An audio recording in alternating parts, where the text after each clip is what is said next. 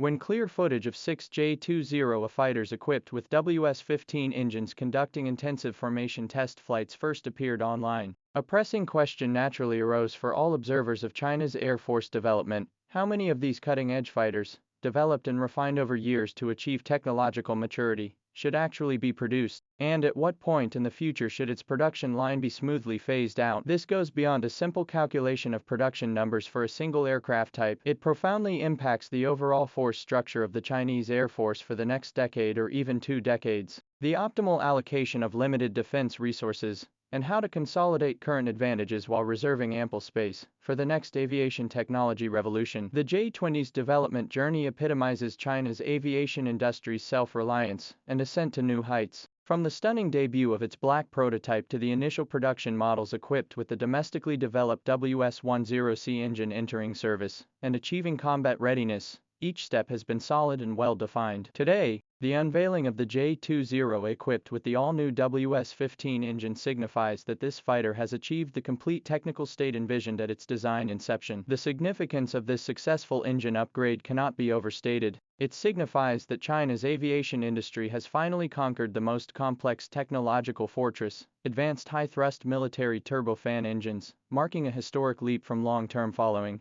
and key breakthroughs to complete self-reliance and control. Specifically, the WS-15 engine not only delivers greater thrust, but also offers superior fuel efficiency and reliability. This enables the J-20 to more freely leverage its aerodynamic design advantages. For instance, it can sustain extended supersonic flight without afterburner engagement, a capability known as supersonic cruise. In aerial combat, this translates to faster acquisition of advantageous positions or swift disengagement from the battlefield, significantly enhancing tactical initiative. Simultaneously, superior fuel economy directly translates to extended combat radius and longer battlefield endurance, boosting the fighter's strategic reach and mission flexibility. Furthermore, the abundant power reserve provides a robust physical foundation for future integration of larger radars, more complex electronic warfare systems, and even emerging technologies like directed energy weapons. Therefore, the test flights of these 6 J-20 fighters in a tight formation send a clear signal.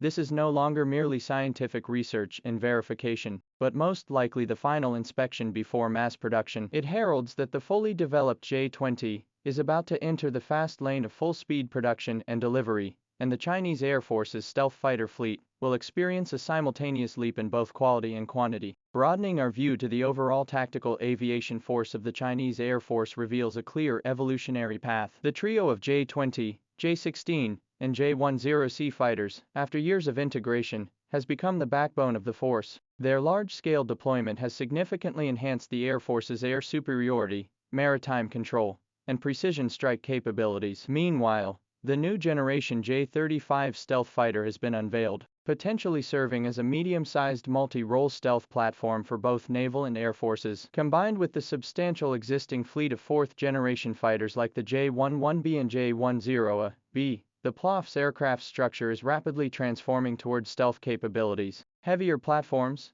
and integrated systems. According to consolidated information from various sources, the J-20 series has now branched into multiple variants, including the basic model, the J-20 with an integrated canopy, and the J-20's two-seat variant designed to explore future air combat modes. The total number of units deployed has reached a considerable scale, forming a significant initial combat capability. However, truly strategic planning must never be confined to immediate competition. Even as fifth-generation fighter development gains momentum, the global race for sixth-generation fighters has already begun. Based on scattered authoritative reports and professional analyses from both domestic and international sources, China's sixth-generation fighter program is progressing rapidly and has likely entered the critical phase of prototype flight testing. Optimistically, we may witness the emergence of a verifiable engineering prototype for China's indigenous sixth-generation fighter within the 2028-2030 timeframe, alongside the initial exploration of its operational concepts. In contrast, despite an earlier start and substantial investment, the U.S. next-generation air dominance program faces numerous technical challenges, with its formal deployment not anticipated before the mid to late 2030s. This implies a valuable window for China to run neck and neck with, or even strive for partial leadership in, the sixth-generation fighter arena. It is precisely within this complex dynamic landscape where existing high-end equipment urgently requires expanded production while next-generation disruptive systems show promise. That scientifically and prudently planning the J-20's total production volume and production halt timing becomes both highly challenging and critically important. This is fundamentally a strategic decision to find the optimal balance between present and future needs. Pursuing short-term scale advantages by overproducing the J-20 would indeed rapidly establish a large stealth fleet on paper, creating formidable deterrence. However, this would consume massive procurement and maintenance budgets, potentially squeezing investments in sixth-generation fighter R&D, testing, and eventual procurement. Concurrently, when sixth-generation fighters begin mass deployment,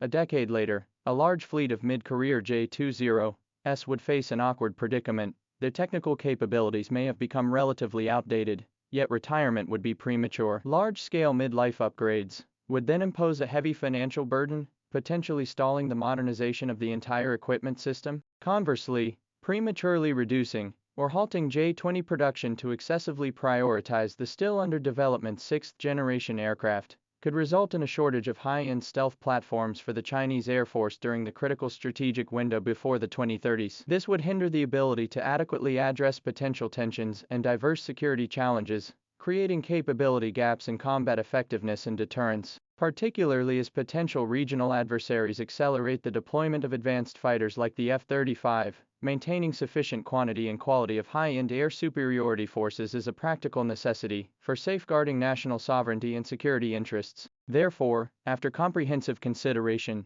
a more rational and feasible plan has gradually emerged, setting the total production target for the J-20 series at around 500 aircraft. Concurrently, the future production target for the J-35 series is projected to reach approximately 700 units. This combined 500 plus 700 configuration will enable the PLA Air Force and Naval Aviation to establish a core force of over 1,200 stealth tactical aircraft by around 2035. The timing for closing the J-20 production line should not be a rigid, fixed year but must be closely linked to the development progress of the sixth-generation fighter, ensuring seamless transition. The optimal timeline would be when the design of China's indigenous sixth-generation fighter is fully frozen, most critical flight test programs are completed, and it is poised to transition into low-rate initial production. The J-20 production line can begin a planned reduction in production cadence, gradually transitioning toward eventual shutdown. Based on current projections for the sixth-generation fighter's development timeline,